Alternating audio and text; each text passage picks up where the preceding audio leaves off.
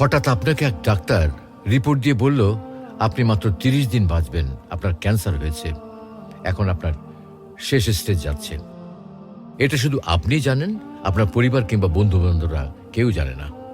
এখন এই রিপোর্ট পাওয়ার পরে আপনি বাসায় গেলেন। প্রতিদিনের মতো আজকেও আপনার বাবা আপনাকে বকাঝকা শুরু করলো, তোকে দিয়ে কিচ্ছু হবে না, সারাদিন কোথায় থাকিস তুই, অকাজের ছেলে, ইত্যাদি ইত্যাদি। এই মধ্যবিত্তের বাবার যেমন হয় আর কি।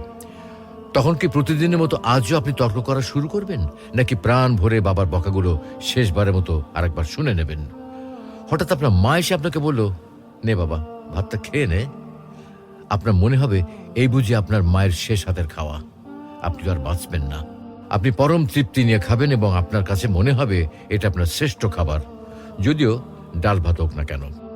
আপনি বের হলেন, পুরনো এক বন্ধুর সাথে দেখা, আপনি যাকে মোটেও সহ্য করতে পারেন না, সবসময় তার সাথে কথা কাটাকাটি হয়, আজকেও সে আপনাকে কিছু কথা শুনিয়েও দিল। আচ্ছা, এখন কি আপনি তার সাথে তর্ক শুরু করে দেবেন? মোটেও না। আপনি হয়তো তাকে জড়িয়ে ধরবেন এবং বলবেন, দোস্ত ভালো থাকিস। আচ্ছা জানেন, আমরা এখন মৃত্যুর কথা ভাবতেই চাই না, এ থেকে আমরা পালিয়ে বেড়াতে চাই। কিন্তু যদি আপনি ভাবেন যে আজই আপনার শেষ দিন, তাহলে দেখবেন সবকিছুই আপনার কাছে ভালো লাগছে।